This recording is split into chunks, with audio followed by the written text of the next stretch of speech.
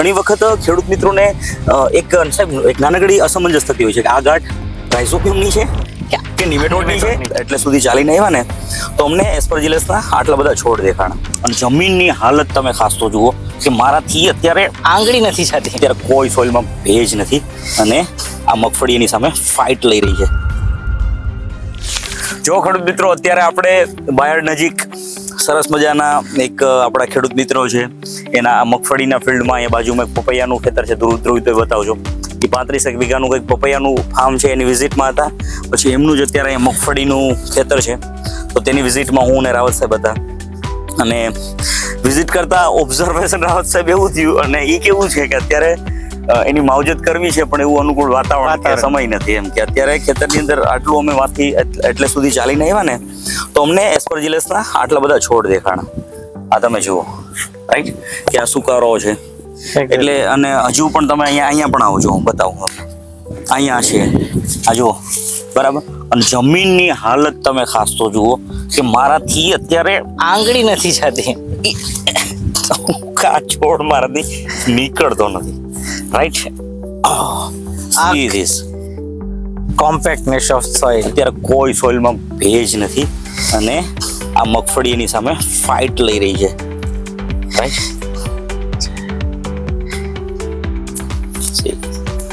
ત્યારે અહીંયા આ તમે જુઓ છો કે આ એસ્પરજીલસ ફંગસના હિસાબે આ મગફળીના છોડ જઈ રહ્યા છે.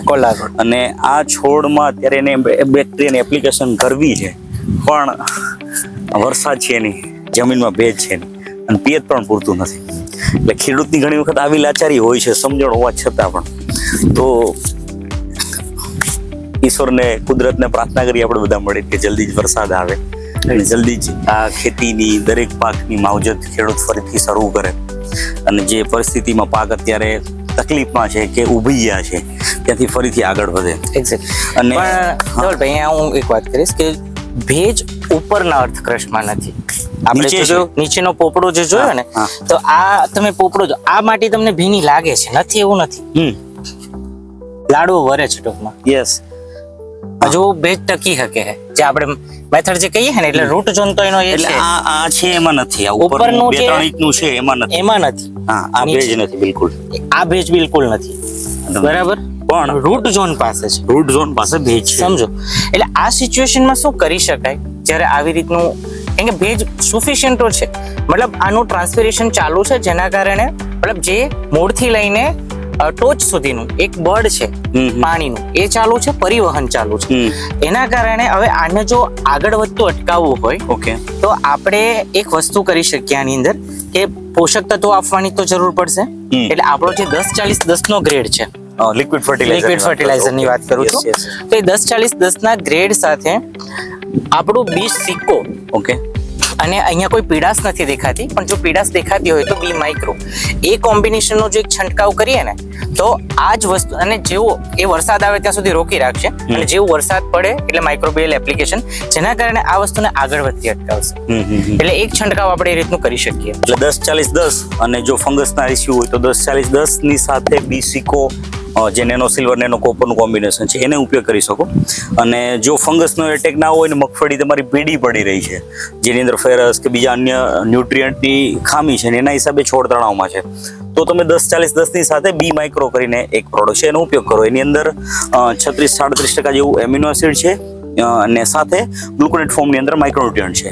એક એ વસ્તુ છે. અને બીજું, આ વિડીયોમાંથી તમે હજી આગળ બન્યા રહેજો. એક વિડીયો સરસ મજાનો, એક વાત સરસ મજાની આ જ વિડીયોમાં સમજવાની છે કે જ્યારે હેલ્ધી છોડ છે મગફળીનો, એની અંદર ગાંઠ હોય છે, તો ઘણી વખત ખેડૂત મિત્રોને એક નાનકડી અસમંજસ થતી હોય છે કે આ ગાંઠ રાઇઝોબિયમની છે કે નિમેટોડની છે કે ખોટા રાઇઝોબિયમની છે.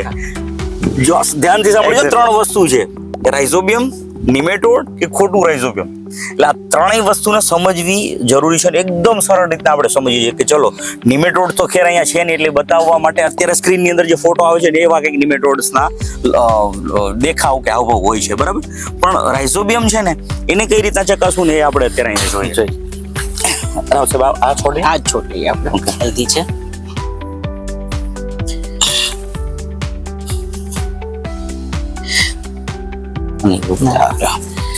This one is good.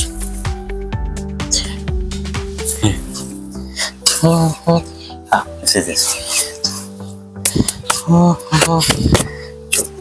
જો આની ઉપર આપણને મૂળ ઉપર ગાંઠો દેખાય છે, નહીં કે મૂળની અંદર ગાંઠો. ઓકે. નેમેટોડ જ્યારે હોય છે જનરલી નથી હોતા હા. મગફળીની અંદર, પણ કોઈક જગ્યાએ આવે તો રૂટ પણ સાહેબ એમાં અસમજ જ ઘણી વખત ખેડૂતને થતી જ હોય છે કે આ નિમેટોડ તો નથી ને એમ. એક્ઝેક્ટલી. તો આ રૂટની ઉપરની ગાંઠ છે, બરાબર, કે તેને તમે અલગ કરો તો ઇઝીલી અલગ થઈ જાય છે. આને અંદર નથી, મૂળની અંદર નથી, મૂળની સરફેસ પર ડેવલપ થયેલી છે.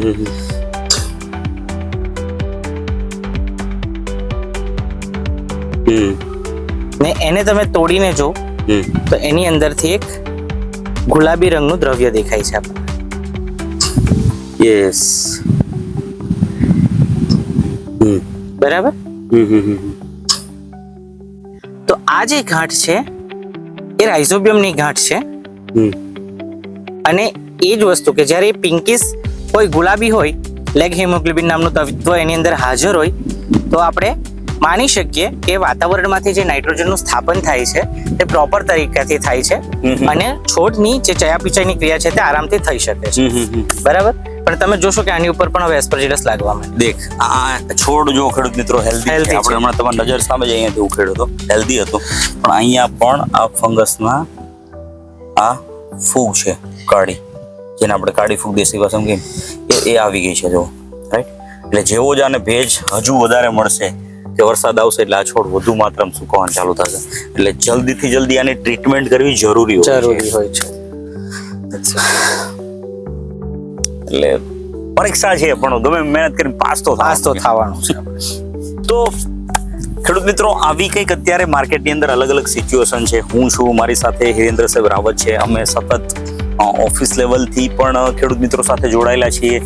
ફિલ્ડ લેવલે પણ આજે સવારથી આપણે ફિલ્ડની અંદર છીએ. એવી રીતના અલગ અલગ સમયે અમે અલગ અલગ ફિલ્ડમાં ખેડૂત સાથે જોડાયેલા હોય. અને દરેક ખેતીની વાત છે અને એના આવતા પ્રશ્નો છે કે એને જે મુદ્દાઓ છે એને સરળ રીતના ખેડૂતને સમજાવવાની અમારે બે તરફથી પૂરી કોશિશ રહેતી હોય. તો તમે જો આ ચેનલમાં પહેલી વખત આવ્યા છો અને તમે પહેલી વખત વિડીયો જોઈ રહ્યા છો તો આ ચેનલને ફોલો કરી લેજો, સબસ્ક્રાઇબ કરી લેજો.